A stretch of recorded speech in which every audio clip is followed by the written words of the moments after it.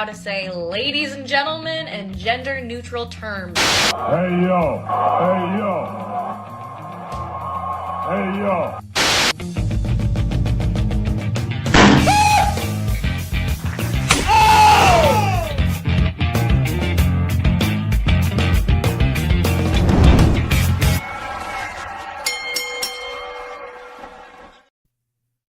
We're back.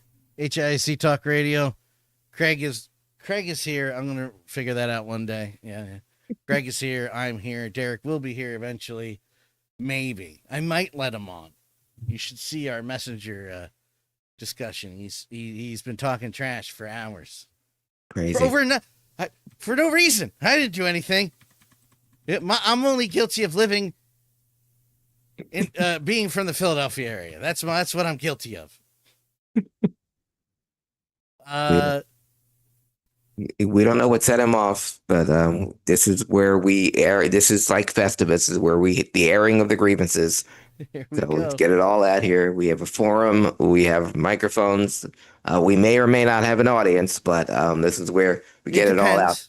It depends on the week. Sometimes there isn't, and sometimes there is. But it all depends, just like my underwear. And it's all about what we do here because the thing is there was a flurry of activity on their messenger between the three of us, me, Dan, and Derek.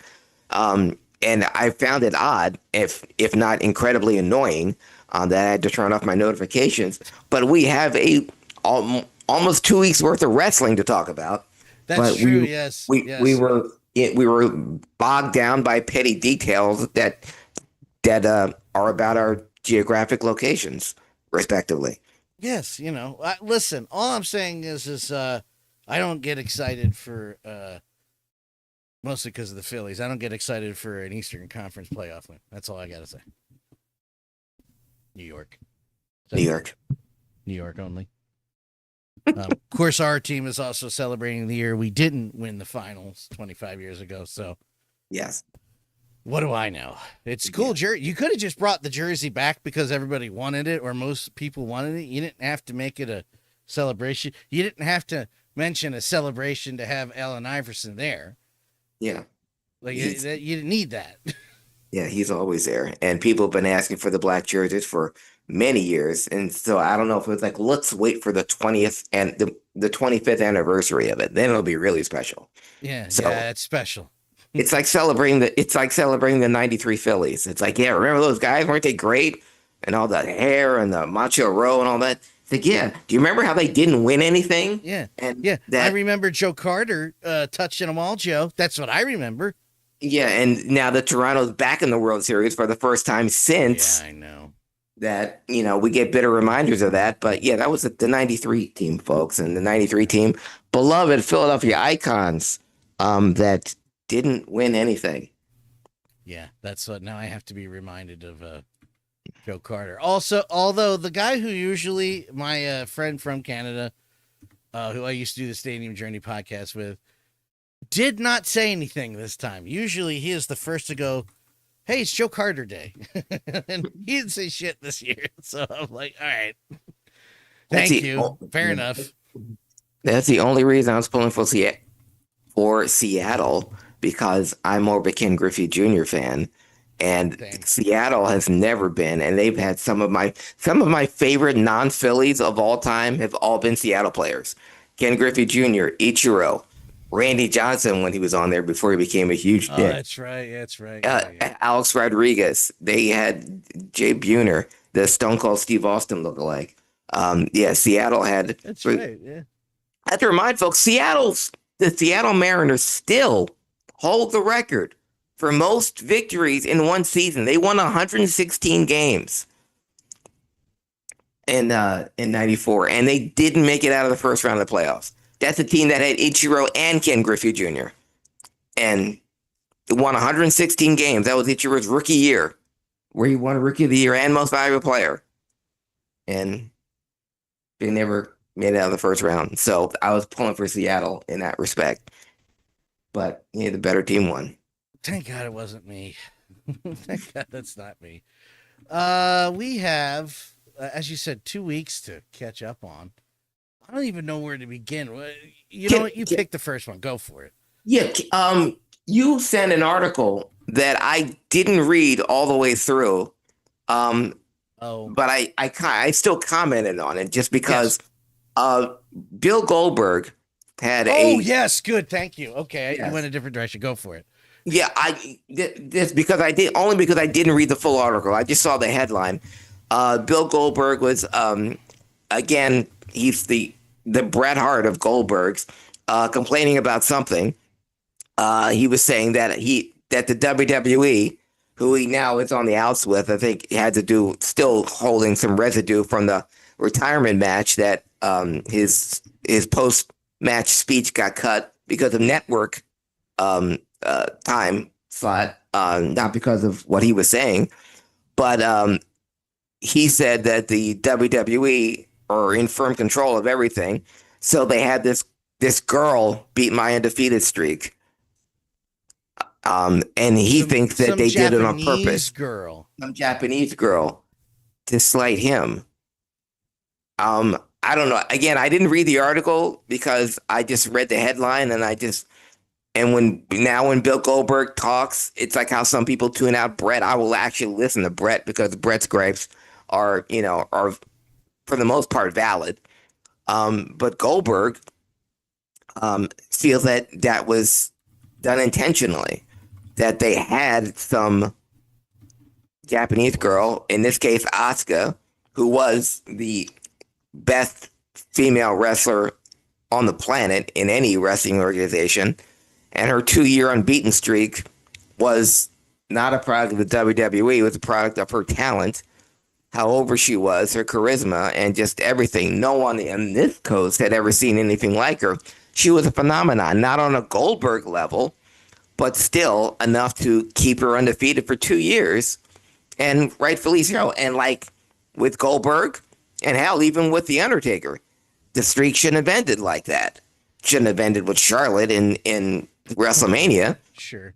It definitely, and as much as I'm not a fan of Goldberg's, it shouldn't have ended with a stun gun by Scott Hall, or it shouldn't have been ended by Kevin Nash at all.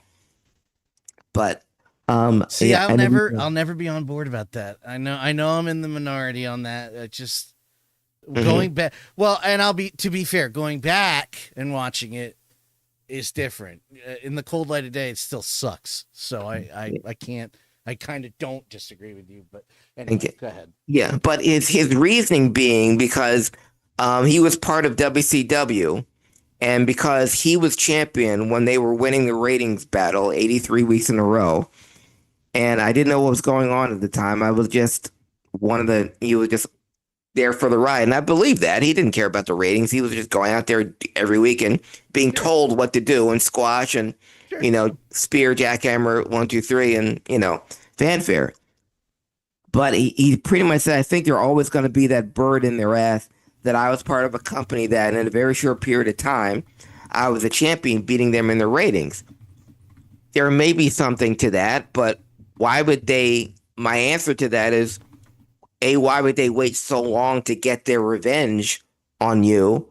And they could have had anyone be undefeated for 2 years. And why would they choose Asuka? And again, this all took place in NXT for the most part. And it ended after she got called up to the main roster. I don't see why Asuka, again, almost 20 years after the fact, would beat Goldberg's undefeated streak, which took place in WCW. So and WWE doesn't have undefeated streaks. They don't keep track the way that WCW inflated their numbers. Go ahead. I'm gonna add to what you were saying. Not only was it almost 30 years ago in WCW, but this goes back to what I bring up. It seems almost weekly now about wrestling, and that is, it's still an ever revolving cycle. Always will be. Always. No matter what's happening in the world, that cycle will continue. They might add elements from real world issues, but wrestling is the same stories over and over again. And I don't mean that in a negative way. Each time it passes, there is a new element, whether it's for better or for worse. we can debate at the time, but it is the same goddamn cycle. It always has been, from the Gold Dust Trio to Trips, who I'm tired of already, by the way, but that's another discussion.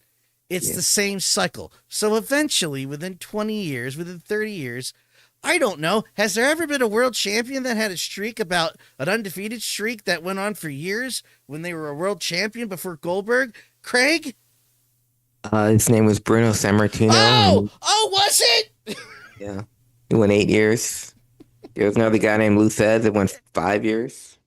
8 years and 5 years undefeated. Bill, you ain't the original motherfucker. You ain't. And I'm saying that sarcastically. It's not you. Also, and I don't think what I'm saying is controversial, and I'm not an athlete.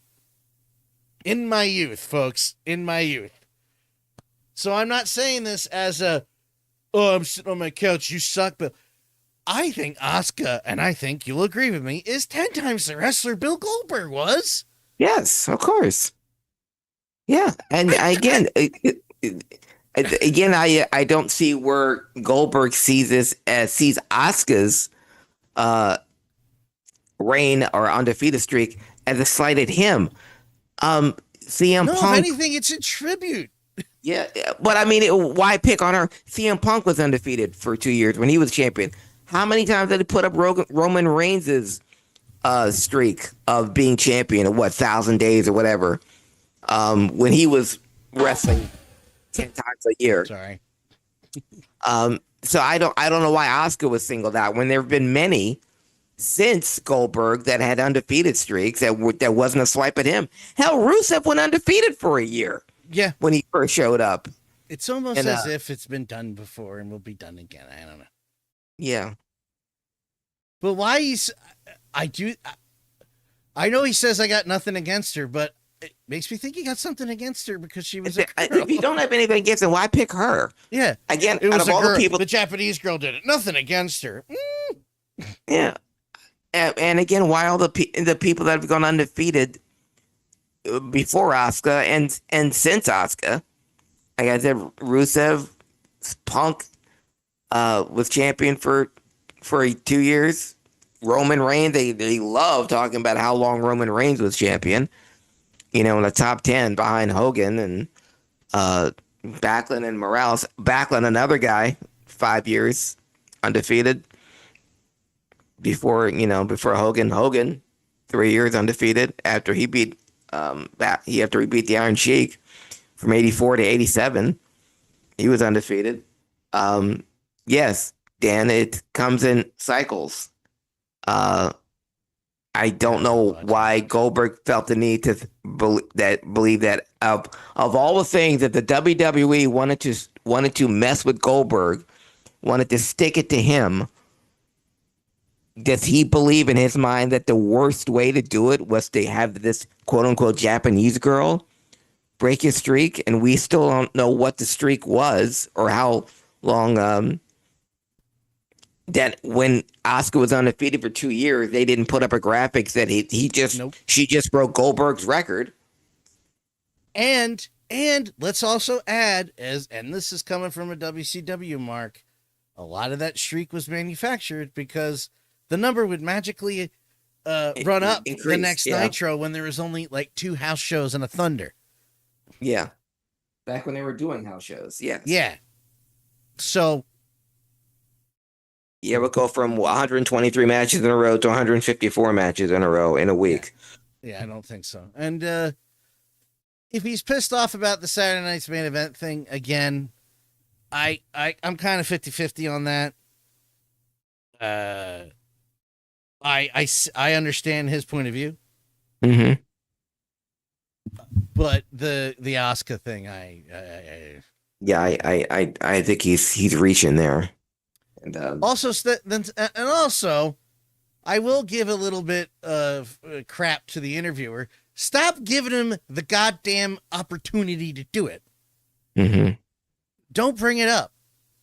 If you feel that strongly about it, don't ask him. Yeah. And the thing was, Asuka's undefeated streak was in 2017. That was 8 years ago. And again, as you said on NXT, which most people would blow off as not counting because Yes. it's the developmental show, even though it's the best show on. Yeah, on either network. I'm telling you right now to tell you. Sorry, I didn't do it. You did. Yeah, I don't know. Yeah, I don't know either. And again, if I don't want to. It's the same thing with Brett. I don't want to not like Goldberg because I was a fan of his, but I also have to remember this is not what he wanted. He never wanted to be a wrestler. No, he wanted to be a football player, and He I wanted to be a understand that football point player. of view as well. Yeah, and but he got into it, and he was rocket ship up his ass, and he was the right guy at the right time. Just like Hogan was, just like Rock, the right guy at the right time, the right look, the right everything, and he ran with it, and he did what he was told, and he was the biggest star in the business. You know, he was the Steve Austin of WCW, and good for him. I'm very proud for everything he's done in the ring. But he's a Kurt Warner of wrestling. He had 5 good years, and that's it. But he did a lot in those 5 years. But I don't get the animosity he has for the business now, because it didn't. He still feels the short shrift for a business that he never wanted to be in the first place. I don't you're not attached anymore, man. You're free. You're free to go. Go. Yeah. Go, sir. Go beyond. I guess we're not live. Oh, there we are. We're live. Hey, everyone. That's weird. I don't know. Test. Yeah, it's working. All right. That was weird. Phew. So, phew. Yeah, I know. Phew. That 3 people would have seen it. Yeah, so I kind of feel bad for Asuka because she kind of got flack from man. Yeah, and I'm sure Asuka. I'm sure this is being told to her. I'm sure if she doesn't care. I'm sure she doesn't have any feelings towards Goldberg one way or the other. She might have even said who. No, she wouldn't have said. I know she wouldn't say that, but again, she's got no kind of like how we just threw Miles Sanders under the bus. I'm sure she's like, what we did off air somewhere. Miles Sanders like, what the hell? I was just sitting here. I didn't do anything. I played for you, you know. I think Asuka's going to do the same thing. You know, hear what Goldberg talked about you. Like, what the hell did I do? What the hell I do to Goldberg? Yeah. Now it's my turn to complain about something. Go ahead. I'm still very upset that Sting was wasted on Darby Allin. And every time he comes back to help him, I just get more and more upset. I understand your frustration. And I love seeing him. I love seeing him because it's my boy. That's my boy. Santa Sting. Yes. Chris Stingle. Yes. Yes. We're doing it. Yes. Chris Stingle. Thank you. Taking it. He had a nice little moment at the end of the show where Darby Allin wrestled Jon Moxley, and he came out and got Shafir out of there. Mm-hmm. It was a nice little touch, but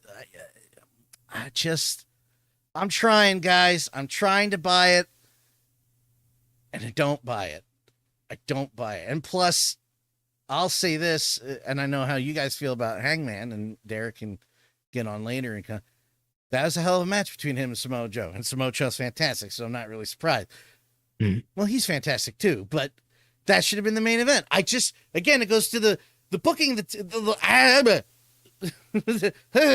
Why is Darby Allin last? Why?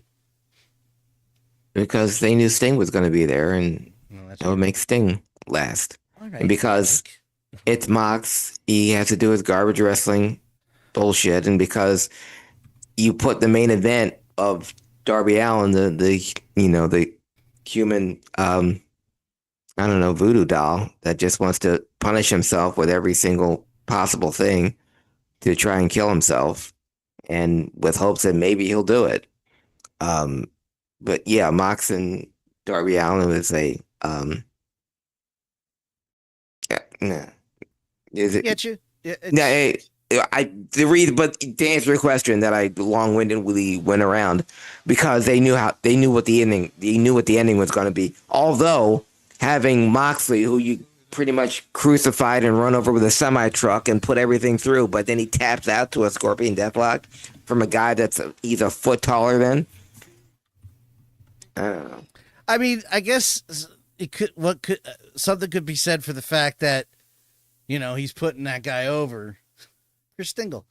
And I still get excited every time I see him. Well, here he is.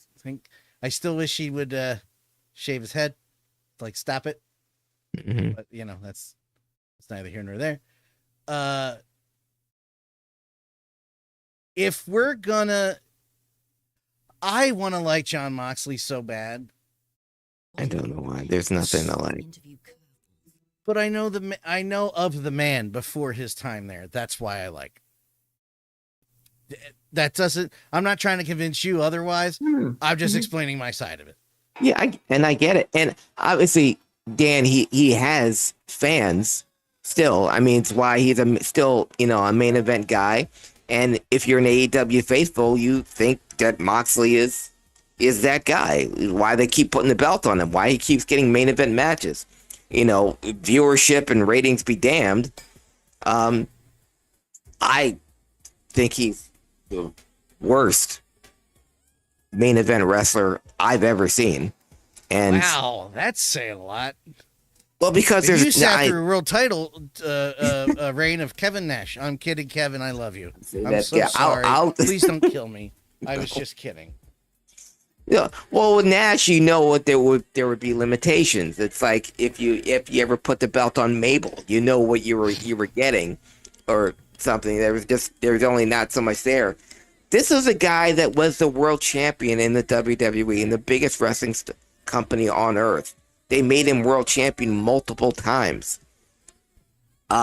So that guy, now we know the reason why he left, or the reason why Brock didn't want anything to do with him, because his ideas for what he wanted to do in a match with Brock is the same shit he's doing in AEW. Why don't you throw me off this, or why don't you put me in that, and why don't we go outside and go through tables and thumbtacks and knives and everything. That's the kind of shit he wanted to do.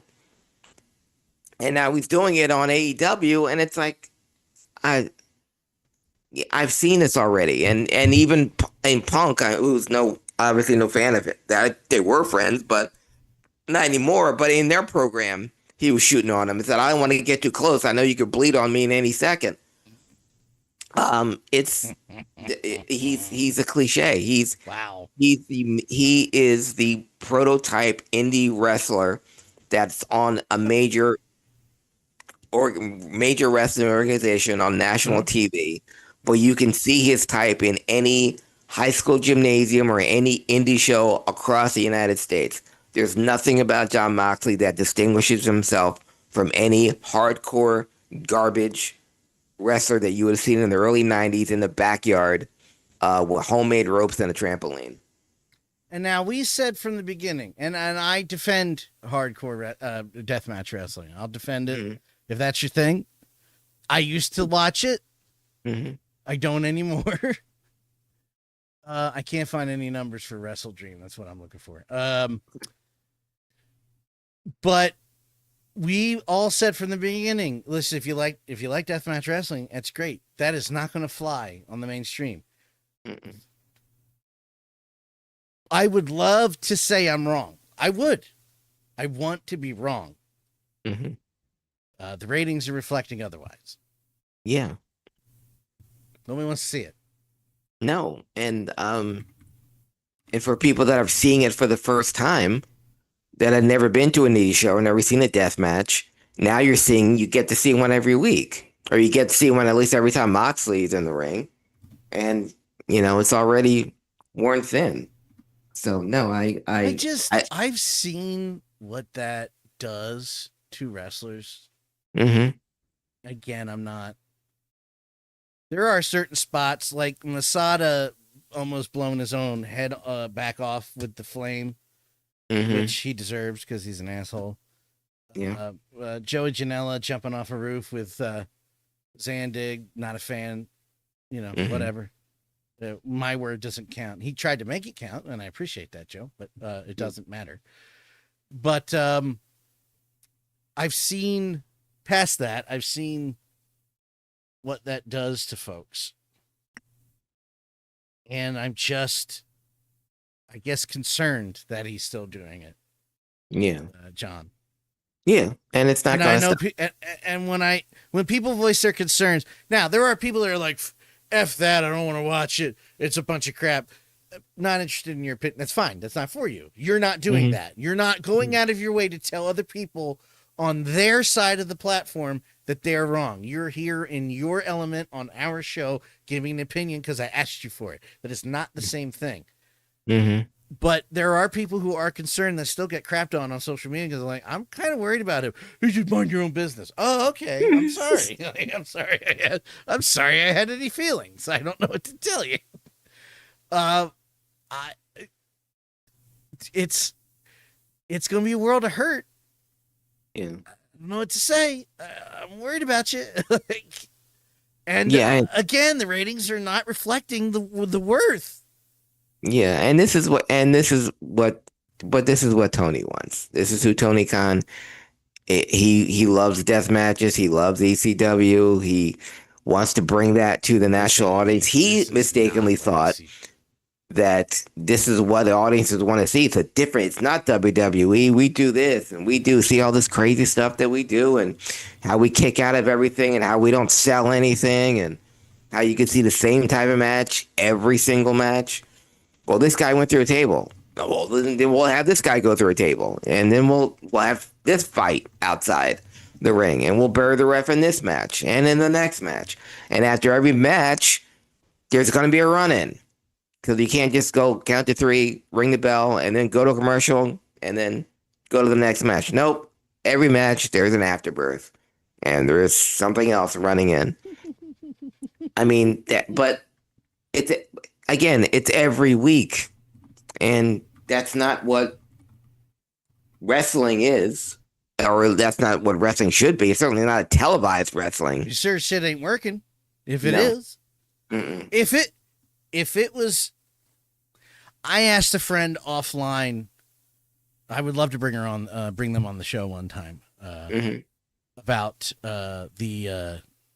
Mercedes Moné thing, which I'm trying to wait for Derek to come on to talk about it, but the time is running out. But hey, man, if we get to it, we get to it. So I asked them about the Mercedes thing, and it's like it's a storyline that's playing out. Let it play out. We'll get to that in a moment. But this has been playing out for a bit. Yeah, and like I said, I wanted it to work. I wanted. In the worst way, when they were coming out about this, we're going to do this on the mainstream. I wanted this to work out because I would have loved to have gone see 2 million people watching that going, yeah, well, maybe you should shut the fuck up about. It's not working. It's not. Stop. Change it up. And plus, we have the advent of another sale, another goddamn corporation selling to another undeserving billionaire corporation that's coming up. And sweet. And that might not work out, just like it didn't work out for I'm starting to see a pattern here, Craig. Yep. You were gonna go there, weren't you, with Time Warner? And where have I heard this story before? Oh, is it Time Warner? Well, where did I hear that before? Go ahead, Craig.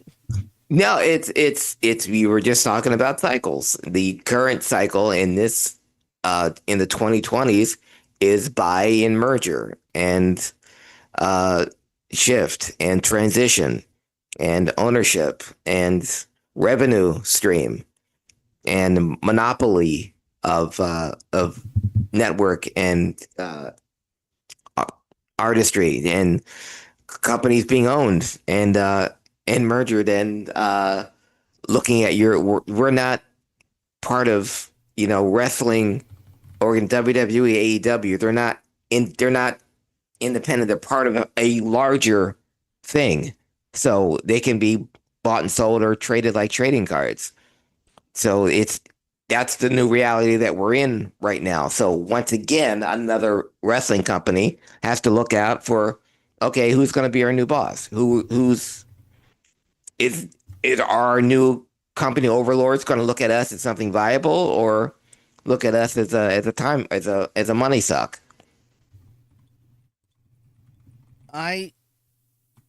This could have all been avoided if David Zaslav was shot into space with a rocket. Yeah. And we didn't have to deal with that clown. Mm-hmm. Thanks, bud. Thanks. Thanks, buddy. I hope it was worth it not releasing Batgirl. It's the worst, who people are convinced without seeing it is the worst movie ever made. No. Okay. Have you seen Laser Blast? And I refuse to believe that any movie that J.K. Simmons is in is bad. It hasn't happened yet. It's cinematically impossible. Hasn't happened yet. No. So I don't buy it. I hope getting into a fight about Acme versus what was that? What's the Looney Tunes? Wile E. Coyote versus Acme. Yeah, Wile E. Coyote versus Acme. I hope that was worth it. Congratulations. I mean, it was an $85 million budget. Well, I'm sorry, $100 million because of the animation and the CGI. A lot of big stars in it. Will Forte is still championing it. He said he's incredibly proud of that film. It was a dream come true for him. He said, man, I get to be in a Warner Brothers movie. I get to represent Wile E. Coyote. He was the lawyer. He was his lawyer. So I still think all those movies will see the light of day. I mean, I'm going because of the no sell. I know. I knew you were going to do it. Of the pile driver. Jeez, they used to stretch your people out on those. You could get an angle out of that. You could get a 2 months worth of sold out shows. My dad thought for 40 years that Andy Kaufman actually almost died that night. Exactly. Because it works. You sell the pile driver, it works. You wear a neck brace the next day after a pile driver, it works. You ban the pile driver, it works. Because the next time you use it, crowd goes wild. I still like that match, but yes, I knew that was going to point. I knew if I showed it, it was going to come up eventually. That spot. Mm-hmm. And you're right. You're right. Wow, there's barely any. Oh no, okay. I guess there is a little bit, and it's mostly the Sting highlights. Well, that makes sense. Anyway, so you watched the whole thing? Yes, I did. Okay. Yes, I sat there and watched the whole damn thing. Okay, I deserve an award. You do. Again, it's not. Again, all kidding aside, though, it wasn't a bad show. No, it's too long, and I think it's just because I'm old. No, it is. Well, the last pay-per-view they had, what were they, 11 matches, 13 matches? This was 13. Okay, 13. That's too long for anyone, Dan. Even at the height of when wrestling was cool in the 80s, there was a 13-match card. I mean, unless you combine NWA, AWA. Ridiculous. We're on CZW time. That used to be a running joke. CZW time, because the show would start at 8 and there's like 6 matches, and at like 12:30 they're still setting up the Cage of Death. Uh-huh. And the thing is, with AEW, 13 matches is one thing, but all of them are going to none of them are going to be 5 minutes. All of them are going to go at least 10 and sometimes 15, 20, because everyone's got to get their shit in. So that's what makes it interminable. You could do a 10-match card that I paid to see, because I know there's going to be some squashes or a count-out finish or something. It's not going to be 20 minutes. Oh, God. Hey, at least the Jurassic Express got $500,000. That's how much they got? That was I had to look up to remember what the stipulation was for that, because I forgot. Hurt Syndicate is also the trio's number one contender. I for one am happy the MVP is fully involved right now. I'm not happy with the fact that last night they're trying to build up Joe and Hobbs and Okada at the trios championship. Why the 6-man championship all of a sudden has to be, a focus of anything. But you had them beat the Hurt Syndicate last night. So once again, I did not watch last night because they opened it. Dan had opened the show. So you open the match. Your opening bout is the World Trios Championship. The champions come out first. Joe, Hobbs, and Okada. Obviously, Joe's front and center. It's like, okay, they're still trying to get Joe's already over, but they're still trying to get him as, even though he just lost to the champion, they're still trying to promote him as the number one guy to Hangman. Then they bring out the Hurt Syndicate. So you say you're giving away this match for free on the opening bout of AEW? And not only do the Hurts lose again, because they just lost to Ricochet's guys last week, but you have them lose again, and then Joe does a promo afterwards with all three of them in the ring. So the Hurt Syndicate is an afterthought now. They not only do they lose, they have to leave the ring so the victors, Joe and his crew, can cut a promo. And great promo by Joe, putting down San Antonio and the fat women that they have there. I think he's a Charles Barkley fan because that's what Barkley always said. Hold on, I want to shout out Frankie James is in the chat. Hey, Frankie. Frankie of Preston and Steve, and Chirping Pucks fame. Frankie is, I guess, their official photographer now. I guess we could say it like that. Okay. And he also just hired me for Chirping Pucks, so there you go. Even better. So Frankie's in. Frankie, also, they just did a charity hockey game for the Camp Out for Hunger that I put a little video collage together for, which is also up on the site. I also made a Preston Steve YouTube intro with Steve, and I took the old Y100 Preston Steve soundbite and early MMR one and merged them with Steve because I'm good like that. You are good like that. And Frankie's here. Hi, Frankie. Hey, Frankie. And he says, Chirpin' Puck's official video guru. Well, there you go. All right. That's my job title. I'm the video guru. I'm a guru myself, so. And so he is a guru himself. He is a comic book guru. Yeah, so salud. Thank you, Frankie. I know Derek is, I guess he's signing on. He said he was setting up like 10 minutes ago. Yes. So I guess we're skipping to the next one. Hey, did you know there was a year non-compete clause in the WWE contract? Did you know that? I didn't know it was a year. I always thought it was 9. On cue. Boom. I always thought it was 90 days. Just as I was about to move on, we started. There you go. Okay, so before we start, let's not go there again, Craig. Let's go back to his thoughts on Wrestledream and death matches. Hi, Derek. Oh, hi. It's funny you say that because my brother, the last show we had, my brother watched and he was like, you know who John Moxley is, Derek? I was like, cool. He's like a modern day Necro Butcher, and this is before Wrestledream. but it was a show. Mm-hmm. If you watch the show last night, nothing they did at the pay-per-view had any meaning to it. He was just saying that. It didn't matter. Nothing mattered. The Hurt Syndicate they're feuding with Ricochet and his boys again.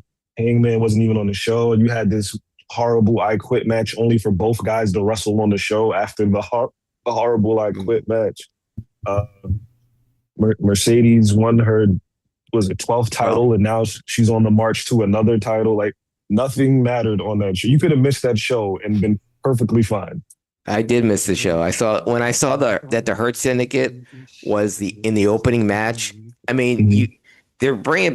they're trying to make the Trios Championship something, so they bring out Joe and Hobbs and Okada. It's like, okay, and Joe's acting like he's the man. Like, didn't he just lose to the champion?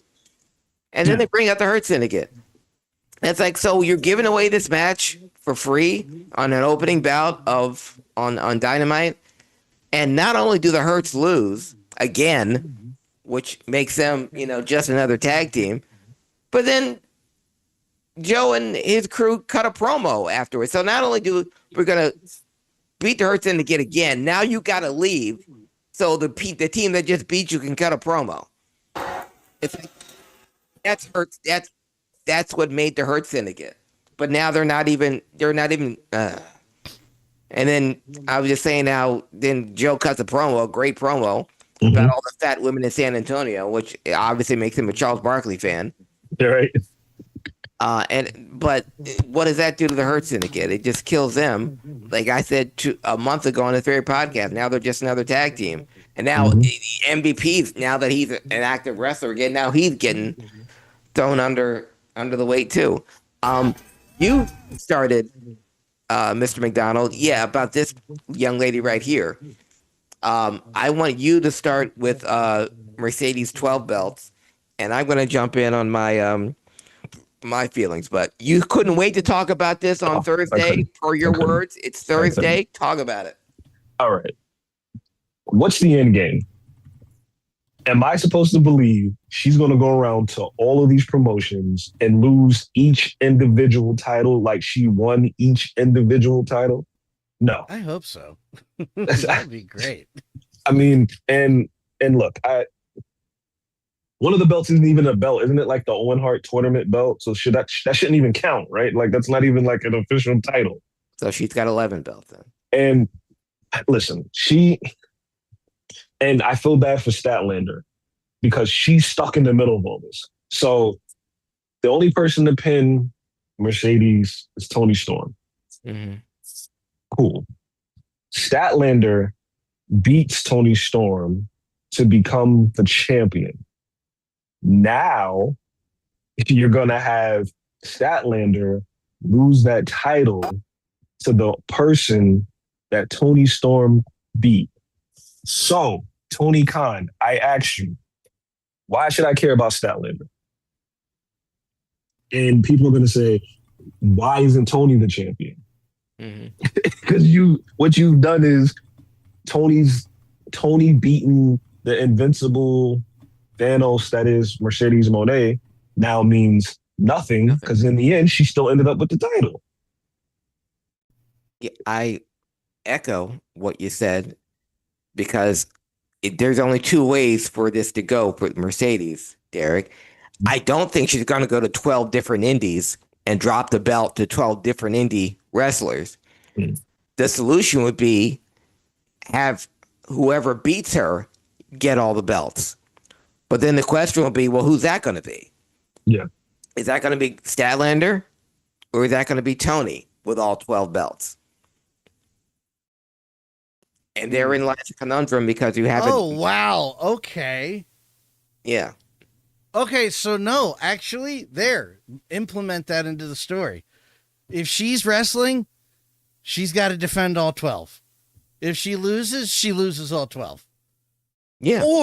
Or have her defend the titles at least on TV. Like we were discussing on Messenger, which is what I didn't want to elaborate on until we got onto here.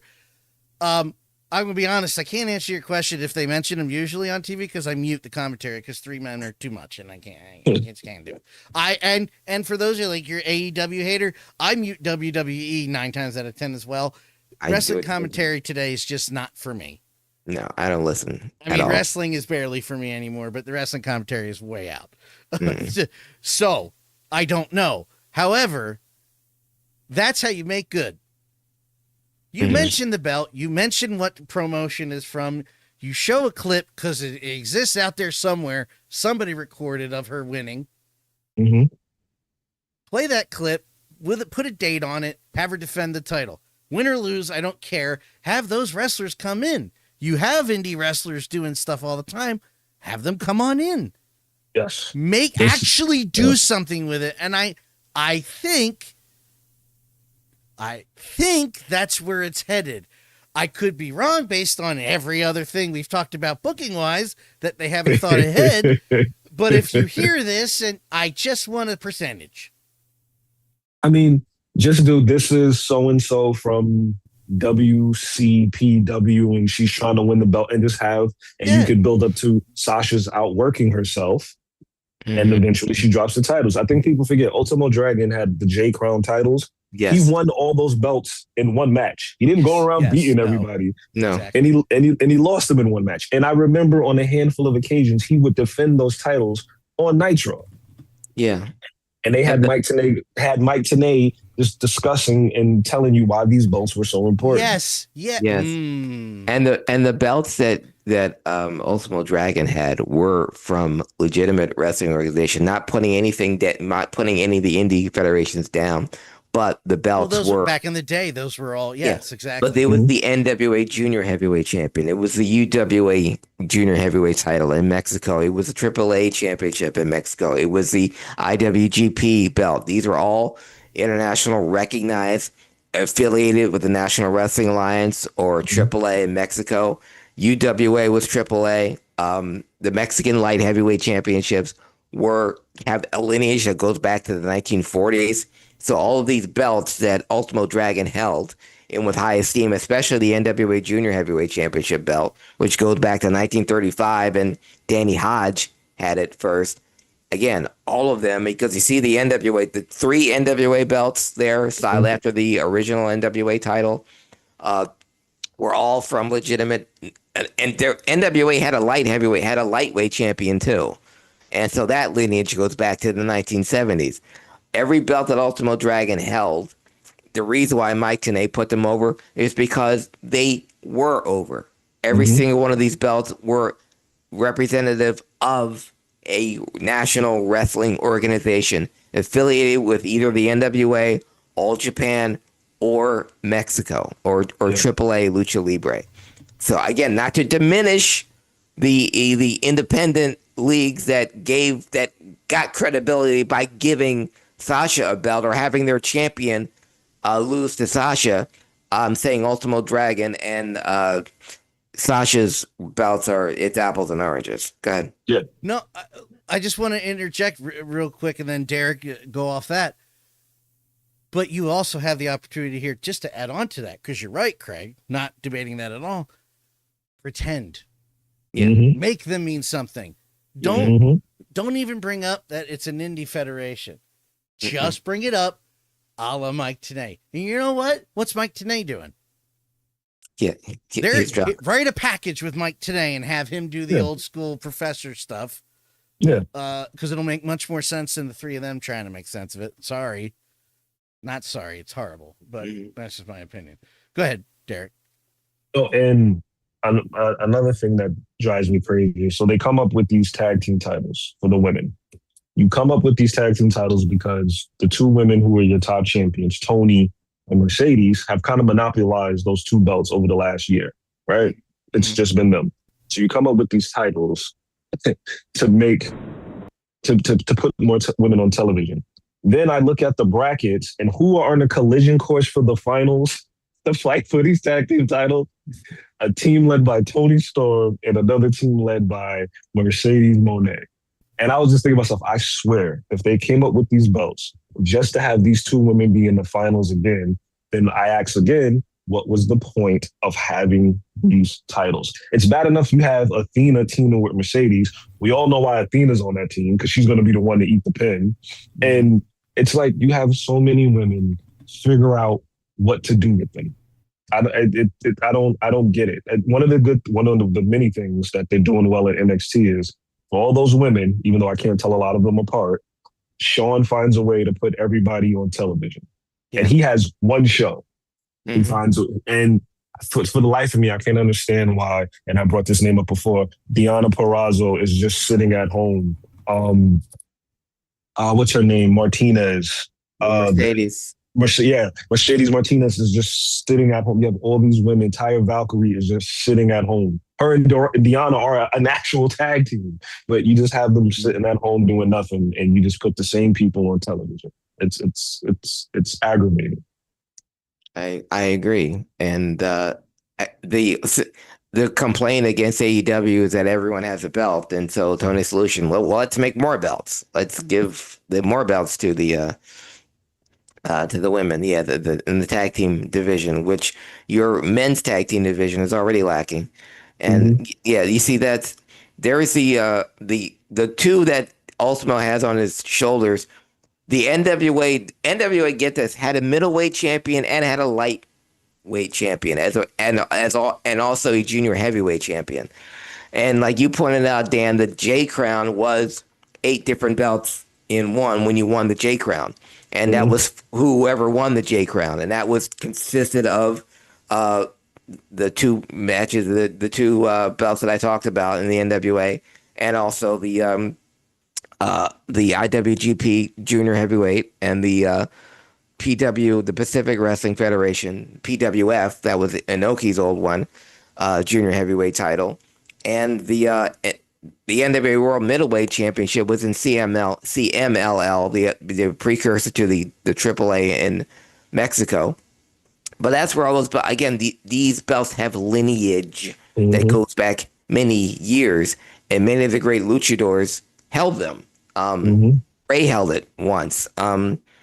Andrade's father held it once. I'm sorry, not Andrade. Yeah, Andrade's father, but Alberto Del Rio's father held. Right. It. So, and I'm getting off track here, but yeah, my solution for Mercedes, unless she's going to go to 12 different indies and drop the belt to each of them, the other solution would be whoever beats Mercedes gets all 12 belts. Yeah, I mean, I was gonna say, even as we were talking, I just looking at Ultimo walk out, and I love Mercedes. He just seems like a bigger deal than she does with her belts. Like the way they presented him, and it wasn't much, but and you got Sonny Ono holding up the 2 belts, and as they're coming out, he's coming out with all these belts, like we said. Tenay is describing each and every one and why they're important, and the guys. He's even discussing title defenses Ultimo had in another company, before this match happened, and it just makes everything seem like a bigger deal. They were the British Commonwealth Junior Heavyweight Championship, something that Dynamite Kid held, and Chris Adams held it. The Michinoku Pro Wrestling Junior Heavyweight Championship, the IWGP World Junior Heavyweight Championship, the NWA World Junior Heavyweight Champion, the Tiger Mask held that Eddie Guerrero held when he was Black Tiger. Dynamite Kid held it. The NWA World Welterweight Championship from CMLL, the UWA World Junior Light Heavyweight Championship from the UWA, which is also in Mexico. The War International Junior Heavyweight title. War was a Japanese, someone called Outlaw Group, but Terry Funk wrestled there, Cactus Jack wrestled there, Stan Hansen wrestled there. I love and there. The WWF World Light Heavyweight Championship that, again, Dynamite Kid held, that Tiger Mask held from the World Wrestling Federation. That was on loan from New Japan. So the New Japan World Junior Heavyweight Championship. Again, all of those belts have lineage. I don't know the 12 belts that Mercedes held or how long. Go ahead. I was going to say, and that's fine. But yes. But build it then. Then. Tell us. I'm all for Mercedes. I love, first of all, the I was playing the footage on the show. The old Crockett ring aesthetic that company had was great. And I'm like, I'm going to follow them just because of the way the ring looks, number one. Number one. Number two, I'm all for Mercedes doing this. But but do something with it on television, as you guys were saying.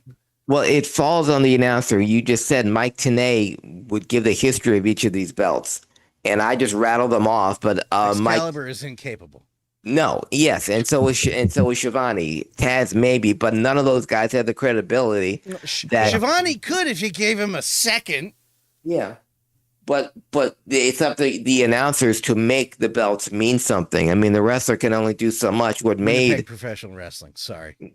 Yeah, but what made wrestlers, what put them over more so than their charisma or their ability, what was said on the commentary. And so many wrestlers have said how Jim Ross made him feel like $1 million, or Gordon Soley said this that really put over the way Lance Russell.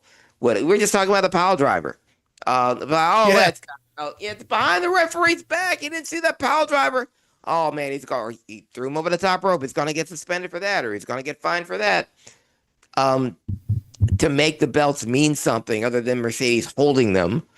Because my fear is Derek, that when Mercedes loses these belts, and if she loses it in one fell swoop to someone else, then it won't mean anything. It's Statlander, who has all 12 belts. She's not Mercedes. The gimmick works with Mercedes having 12 belts. I don't know if it'll work with anyone else. Maybe Tony Storm. Yeah. But Tony Storm is so over right now, she doesn't need a belt. Yeah. Let alone 12. No, but like add it into the story. It's not that easy. Yes, it is. Yes, it is. Just throw it into the story. Stop it. It's not that easy. It's easy. And if you wanted to lose it, there's a woman on your payroll who used to be a belt collector a couple years ago. Once again, her name is Deanna Purrazzo. You can have Deanna come out and go, "Oh, I used to have belts. You've beaten, everybody but me." Although I think she has beaten her. And she's beaten everybody in that company. But and just have if you want Deanna to beat her for those belts, and then you could send Deanna around to all these indies as a representative for AEW and have her wrestle. At least you give Deanna something to do. Like like you said, I don't know who's going to get the rub off of all this when it ends, because you've built it up as only your Mercedes thing. Yeah. Well, use it. At least use it. Somebody send them this and use it, please. I don't want a percentage. Just use it. There. Come on. You mentioned Donna Purrazzo, belt collector, and she's out hurt right now. But I want to go over they put out a list of the superstars, the WWE wrestlers that are currently injured. With AEW, you never know who's actually injured because they'll pay you to stay home when you're not hurt. see Ricky Starks. Yeah. But right now, he was hurt the whole time. I swear. Yeah, I'll tell you that, especially the promo we cut the other day. Oh, amazing. Yeah. But this injured WWE wrestlers right now, legit injured. Seth, Chad Gable, Kevin Owens, Liv Morgan, Bianca Belair, Zoe Stark, Gunther, Piper Niven, Rey Mysterio, Jacob Fatu, and just now Rhea Ripley. Now, Jacob is interesting because he has a non-wrestling related injury, so I don't know what that is. Yeah, that's scary. Yeah, I think it might be a vasectomy. I mean, he's got 6 kids. Hopefully. They don't call him the Hot Rod? Yeah. But I mean, I'm the Hot Rod, and the reason they called me that is because I got 6 kids. Thank you, Scott. Thank you, Scott Hall. Yeah. I love you, man. I miss you so much for that. His birthday was the other day. But those are the big names that are currently out for WWE. Now, I know Seth being out is probably the biggest because that leaves the door open for Punk to finally win, a championship now, which we might see coming on Saturday night's main event. But the level of dislike, me included, for Jey Uso getting yet another title shot, even though he was just pinned last week by the same guy he's going to face at Saturday night's main event. You guys know my feelings on Mr. Uso, but please regale us with whether this was obviously we had to pivot because of Seth's injury, but you, guy with the finger in the air, what? You asked the question, why? And the answer is sales. Shop sales. That's the answer. When that stops, I'm not saying I could give or take Jey Uso now. I'm just whatever. But when he stops selling merch, that will shift. It's starting. It looks like it's starting because I've never seen as many people have a similar reaction as you have until this last win. And you messaged on Facebook, and then I looked at social media, I'm like, oh, there's a lot more people feeling this way. Well, this is, oh boy. Well, oops. So it's starting to turn. So you might get the end of this finally. Originally, it was because little guy who's gone through a lot personally, the underdog story, we talk about cycles. It was just another cycle of that. Now it's starting to go sour as far as what they look at, which is not, sure, they love the live reactions. Sure, they love the live interactions with the Yeet. But what they're looking at is social media. The thing that has ruined all of our lives, which is why things are the way they are around the country right now, that thing, social media, that's what they're looking at. By the way, Triple H, just stay. Either go or stay. If you're going to go lick the boot, get the fuck out of here and go lick his boot. Don't do both. I saw somewhere where I think I mentioned in the chat where TKO wants Paul Heyman to take a bigger seat at the table with creative. I'm wondering if that's because Triple H is going to try to move himself more to the political side of things. The thing with Jey is, I think it got such a bad response because people thought it was either going to be Braun Breaker or it was going to be LA Knight, which I thought it was going to be LA Knight. And so did Craig. He mentioned you. Yes. No, you did in the chat. Yeah, because I thought it was going to be Braun. Once they said Braun wasn't in it, I go, oh, well, it's going to be LA Knight. Then when Punk was on commentary and they asked Punk to pick a favorite, he goes, I'm going to go with LA Knight. I thought, oh, it's LA's time. Go ahead. Yeah, go ahead. No. So the only reason I can think of it is because the merch stuff, and I think they're pushing this bloodline thing. Mm-hmm. And I think he doesn't, I don't want to say this out loud. He doesn't need the title. He doesn't. No. You can do Jey. No, he doesn't. You can do way more with Punk. I do feel like LA's time is coming. Mm-hmm. LA's time came to a year ago. I don't know what the hell they're waiting for. Go ahead. I was gonna say the only reason I can think is maybe they want him to be the guy who beats Punk. Mm-hmm. So it's a big deal, but they can't put the title on Jey. It's past that, y'all. You can't do it at this point. But I could be wrong. No, you are wrong because they're not going to put the title on Jey. The only reason for LA Knight not winning it is because Punk is obviously going to go over on Saturday night's main event, and it would not help it if he went over on LA Knight. If he beats Jey Uso again, he's already beaten Jey Uso. That's not going to, especially if he beats Jey Uso because of Jimmy's interference. Yes. Yeah. So that's not going to hurt LA Knight at all. LA Knight still needs to be on the card, though, and he needs to win. He needs to beat somebody. So, and I think that would set up either Royal Rumble or keep the belt on Punk until WrestleMania, because obviously CM Punk as champion, he means a lot more than Jey Uso being champion. Now, you saw the reaction when Punk held it for 5 minutes when Seth came back and cashed in. Still awesome. But yeah, Punk as champion can carry you into WrestleMania and Punk versus LA Knight. And you realize now there's no heels or faces now. Fans just cheer over everything. So it's not going to divide your crowd any, because they both love LA. And I mean, this is a face versus face match right here. Yeah. Jey and Punk. So Punk I wanted to point out, to add fuel to this fire you're lighting. And I was elaborating on social media. Here's your answer. YouTube, 345,250 views, 19,398 dislikes. Yeah, I think they're aware. And now that Craig mentions it, it would do more for Punk to beat Jey as opposed for him to, because for LA to lose another title match, that would be it.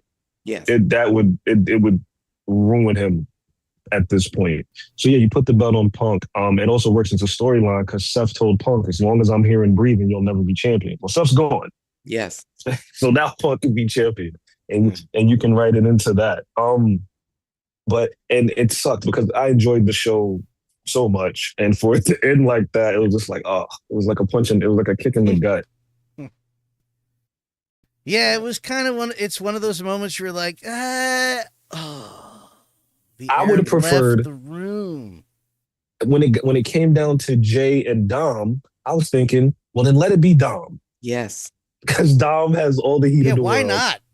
Yeah, and Punk and Dom and Punk and Dom have worked together for so long, and they work together so great. And did you see the pop? Did you hear the pop for Dom when he won, when he beat another heel? Yeah.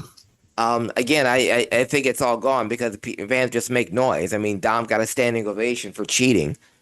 So wrestling fans as a whole have lost the plot. Heels and faces don't mean anything anymore. I still think you keep you have Dom be the one that breaks Gunther's record. You keep the belt on Dom. Again, he doesn't need it, but you have a cocky, cowardly, cheating heel like Dom, Intercontinental Champion for more than a year, or an undefeated streak for 2 years. That'll show you Goldberg, and that'll get him even more heat. So yeah, right there. I thought he was much like Steve Austin did in the 97 Royal Rumble. Yeah. And look, I saw some people online going, well, Rusev refused to lose to anybody in AEW. Why is he agreeing to lose to Dominic Mysterio? Who did they ask him to lose to in AEW that's over like Dominic is right now? Yeah. That's the question you have to ask yourself. Yes. And if it was Hangman, I wouldn't lose to Hangman either. Yeah, right. If I was Rusev, especially on a half-empty house with no one watching. But yeah, I don't think there was anyone in AEW that Rusev didn't want to go, unless it was Orange Cassidy or somebody. You know what he probably did? They probably asked him, hey, we want you to lose to so-and-so. And he probably was like, okay, and what happens after that? And they had no answer for him. And he probably was just like, all right, then what's the point? Yeah, exactly. Because they don't have any, long-term booking. Yeah, and Jey is never not going to sell merch. Again, he doesn't need the belt. He had the belt.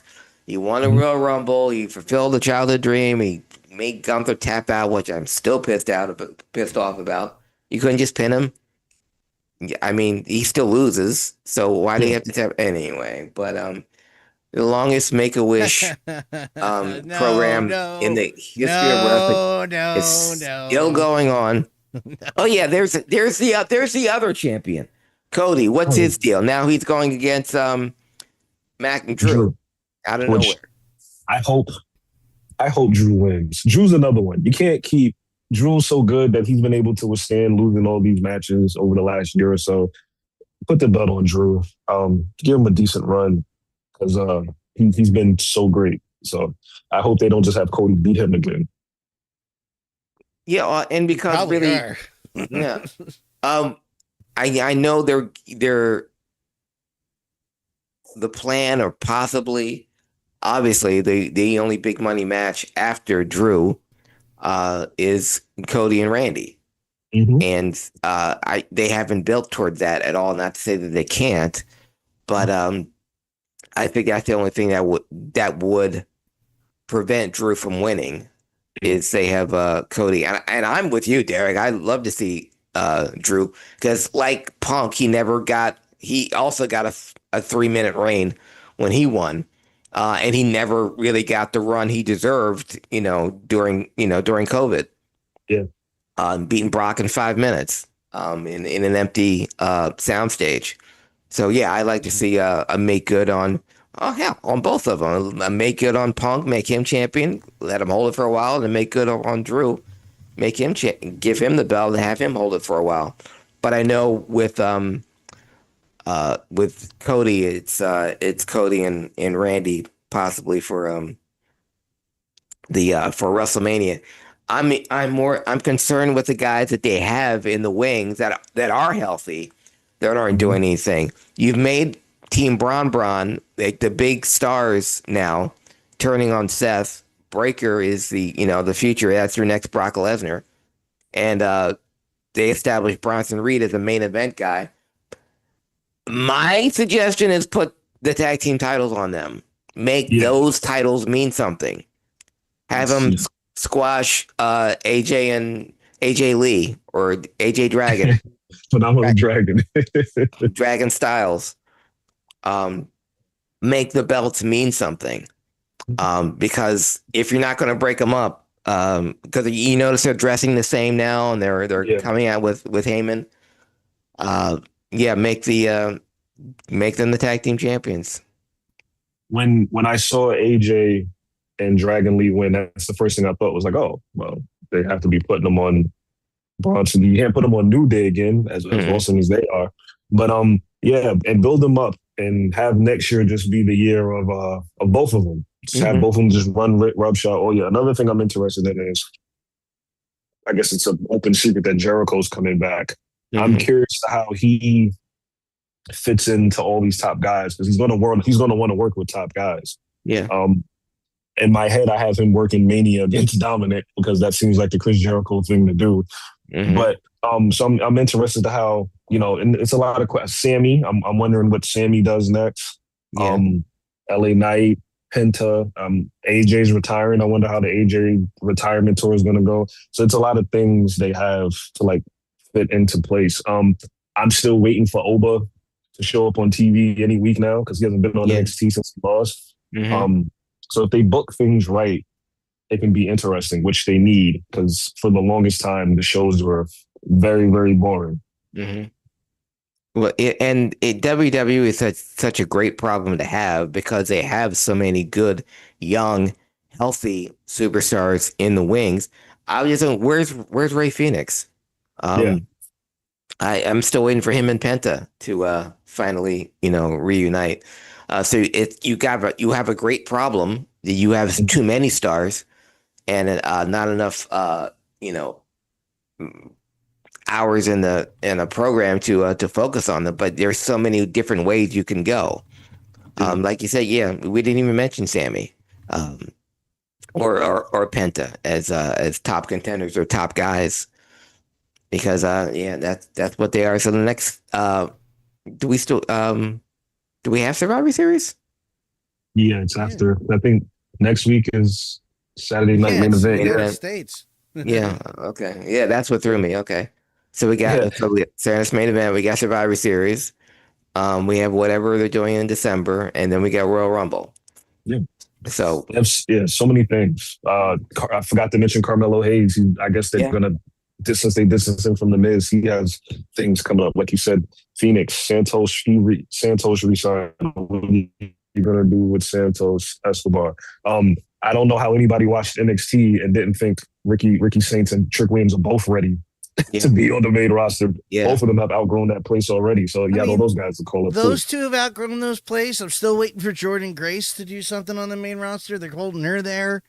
I mean, but again, it's the best show of wrestling in the week compared to the other shows. So maybe it's not so bad. Sol Ruka. There's so many people they can call. Sol Ruka's injured now. Add her to the list too. Yeah, Lash Legend has outgrown that show. There's so many people on that show who can outgrew that show when she walked out the door, brother. I know. Yeah, she just looked different. Yeah. I'm like, right this way to Raw, please. Yeah, it's the same way. I remember watching the Mae Young Classic, and the first time I saw Bianca, I said, "Oh, okay, she's completely different than everybody here." Yeah. Yeah, I don't know. Sol Ruka said in the ring 2 nights ago, I don't know when I'm going to be cleared, and I don't know how bad that injury is. I haven't heard. Yeah, I don't know either. And obviously, they're not going to rush anyone back because it's not like they need them. Because again, it's a great problem to have. They have so much depth. But the thing is, with NXT, they have so many people that are already main event ready. But you have a top heavy main event roster, and guys that they are main event stars that they're not even using correctly, and everyone deserves a push, but what kind of push are you going to get him? I see someone like Carmelo Hayes. I mean, you have to start looking at these guys now. Can Carmelo Hayes carry this company? You know, Drew can carry the ball. We know LA Knight can carry the ball if he's given the chance. I saw Jey Uso just like I saw Kofi Kingston. Like, he's really popular, but I can't. If I was starting from scratch, would I build my company around this guy? No, it wouldn't be Jey Uso. If I was starting a company from scratch, you built someone like a Braun Breaker, you could. Someone like a Trick Williams or Oba, you could. When you're starting, I look at every wrestler now. I'm starting a company from scratch. I mean, can I build around this guy? Mm-hmm. And I look at Carmelo. I don't think so. Wow. Nothing against Carmelo. I don't see him as a main event WrestleMania guy. I see him as an upper mid card guy. I see a guy that got a ton of charisma and can do. And I'm not singling him out. I'm saying that not everyone is gonna be the guy, but we need upper mid card guys too. We need our Ted DiBiase's, we need our Rick Rudes, we need our Kurt Hennings, the guys that were never world champions, but they were just as important as the world champion. Yeah, and just because you start here doesn't mean eventually you can raise your. I mean, Brett and Sean started here, and then. Razor came in kind of like a main event guy, but still he was still up in between that upper, like just because you start here doesn't mean you can't reach that upper echelon, but you have to prove here that you can do it up there.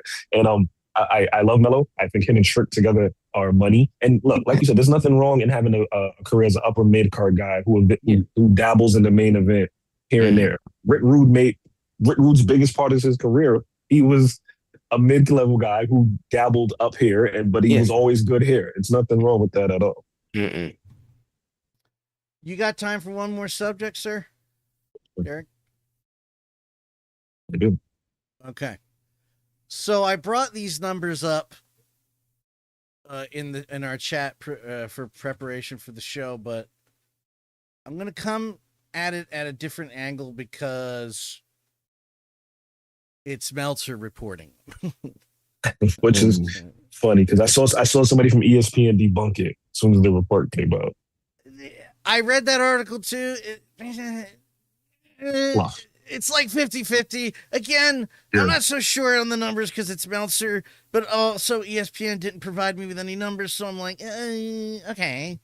But yes, I understand what you're saying. That's why I'm going to come at it in this direction. This is going to blow your minds the way I'm coming at this. This is going to get a little political. Uh-oh. Is the United States going to be able to afford wrestling streaming by the end of the year? Did anybody think of this when they started to take jobs in DC, Triple H? Without naming any other names or getting too deep into it? That's my question. I see all these things happening where they're just taking money away from anybody who earned it, and they earned it. That's how taxes work, motherfuckers. SNAP, other benefits because of pedophilia, and covering that up. I said it, kiss my ass. So did anybody ask the guys working with them this was okay if they take away their revenue? You make a good point. I thought about that when I saw that HBO Max was going up again. So the price of HBO Max was going up again, and I just thought, they all went up. Yeah, I'm like, don't they realize people can't eat, and you're gonna ask people to go up on their streaming system? People are gonna eat before they watch wrestling. Yes. I watch families on TV crying because they're not going to get their benefits in time for Thanksgiving. And when things like that happen, and you do come across money, you have to tell your children or whoever loves you, look, you can't have Netflix, you can't have HBO Max, you can't have Paramount Plus, you can't have Hulu, you can't have any of these things because we need to eat. So it's like you said, it's the greedy being more greedy. They don't care. Yeah, but at the end of the day, you're right. But at the end of the day, if we're not here to buy their shit, what are they going to do? Nobody thought this through. I'm telling you. No, not at all. Nobody. And you especially have to be the cock dancer, but you have to be mindful of the consumer. The This is why people get in trouble. They just get so money hungry that they lose sight of reality. And then when they wake up, it's too late. And it never ends well for any of them. Never. Anybody that if you want to take it on a whole nother level, if you look at the drug dealer and it goes, oh, he was making $50 million a month, and then how does that story? He's dead now. Yeah, how does that story? Or in jail? He's dead at 35. That worked out well for him. Yeah, I mean, if you look at the betting scandal that came out about Chauncey Billups and Terry Rozier in the NBA. Oh my God, yeah. These guys are multi-millionaires. There was no reason for them to be. They didn't need the money. Terry Rozier made $150 million in his career. But you see money, it's easy money, and you lose sight of reality. And before you know it, it's like somebody snapped their fingers, you wake up, and it's too late. And that's what's going to happen to all these streaming companies. That's what's going to happen to WWE with all these tickets. They're going to wake up one day, and people are not going to be able to pay for these tickets, and then you're going to have to plummet them back down to $20. All of these people standing on their false pedestal of power are going to wake up one morning with a bunch of people knocking at the door going, where's my money? Sorry, puppies. Whoops. Gonna go, where's my food? Yeah. Where's my money? I'm just saying. This occurred to me because when you guys said, well, it's only the first two shows, and then I read more and it was Meltzer, I was like, yeah, maybe that's a little bit much. But then I started thinking, with everything else going on, wait a second. This is a problem. This is not even the big problem, but this is part of the problem that I don't think anybody thought about. And it is the only way I could figure out how to wheel it into the wrestling podcast. Was like, did anybody think maybe that people won't be able to afford this in a month? So every time I see Paul standing next to the paid off Shitler, I see him with his fucking scowl. goatee and his scowl because his chest is probably on fire. Prick. I go, hey, did you think of who's paying for this coming up, brother? They did, like you said,